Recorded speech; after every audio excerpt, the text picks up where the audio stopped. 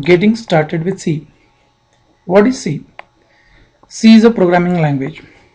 C is a computer programming language. So for instance, let us forget about computer programming. So C is a language. So if C is a language, learning C must be similar to learning any language, for example English. Yes, it is, and we can make an analogy between two. So first let us see how we learn English language. Here there are 4 blocks. This is the way we learn English language. So we learn alphabets first, then we create words out of alphabets, then we make sentences using words, and then one or more sentences form a paragraph, right? So what are alphabets in English? Starting from A, B, C, D, E, F, G up to Z are alphabets. Then we create many words out of these alphabets. For example, bat is a word, ball is a word, door is a word, window is a word. So how do we create sentences? I am playing cricket, a sentence. How do we learn English language? Is a sentence. You are listening to me is a sentence. How do we create paragraphs? So if we combine one or more sentences together, it forms a paragraph. For example, cricket is a game. To play cricket, you need to have 11 players. You need to have a bat, you need to have a ball, you need to have 2 set of stumps, you need to have a pitch, you need to have a ground. This became a paragraph, right? We understand how to learn English, right? It's very easy. We need to learn alphabets, we need to learn and know words of English, we need to know some set of rules which form sentences from these words, and we need to create paragraph. It's as simple as that. With alphabet, word, sentence, paragraph, if you apply some set of rules which is called as grammar, English grammar, we can learn English language. So if C is a computer programming language, being a language, the learning of C should be similar to learning of English.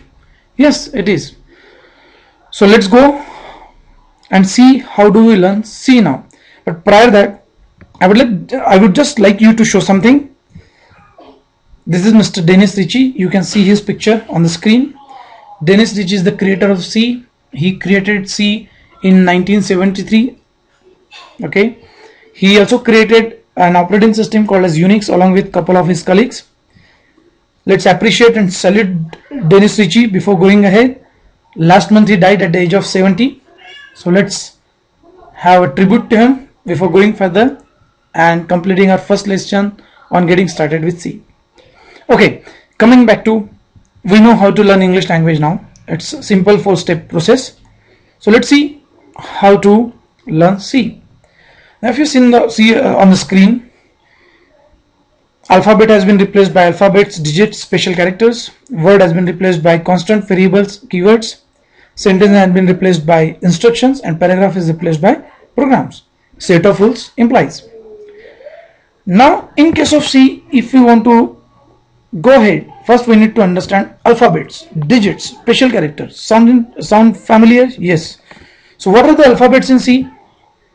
A, B, C, D up to Z are alphabets. In both cases, uppercase as well as lower cases. Then digits 0 to 9. So it's as good as learning English, A to Z, 0 to 9. There are some special characters in C which you can make use of, like @ hash, percentage, tilde, opening bracket, closing bracket, less than, greater than. So these are the characters. If you are familiar with computer, you can see all these characters on keyboard. If you press shift and press 0, for example, it's a closing bracket. So these are basically special characters. So all alphabet, digits and special characters are the building block of C, and it's allowed to use in C. Second part comes is constant, variables and keywords. So what are the constant? Constant is the stuff in C which cannot change, right? What cannot change? For example, 786. 786 is a value, it's a number, right? It cannot change.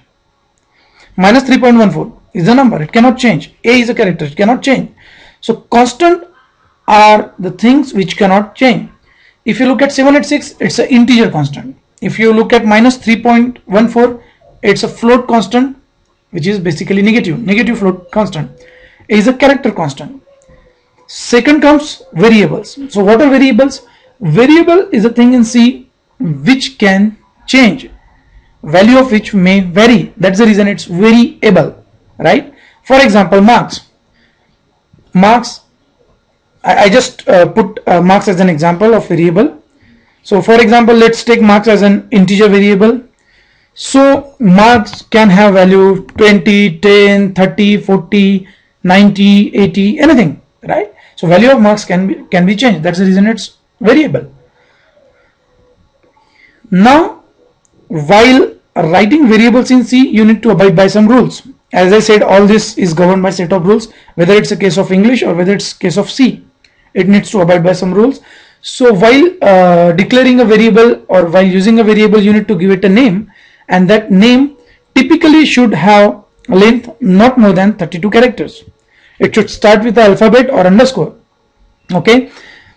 Though it's not a rule, but it's recommended that you use proper names for variables. For example, marks, it signifies something. Result signifies something. So instead of just using A, B, C, X, Y, Z, use some proper variable names. Okay. Now the length of variable may vary depending on compiler even. If you are using Microsoft Visual Studio, Turbo C, Borland C, it varies. Okay. Then comes the keywords. So what are the keywords? Keywords are the reserved words in C which you cannot use for any other purposes. So there are basically 32 keywords in C, out of which I just thought of mentioning few. Integer, int, for, it's a loop, go to, it's a statement, case, if, these are the conditional statement. So for example, these are the keywords. Now using alphabet, digits, special characters, constant, variables and keywords, you can create instructions in C. Now with these instructions and one or more instructions and some set of rules, you can write something called as a program. So this is what C is all about. Okay, thank you.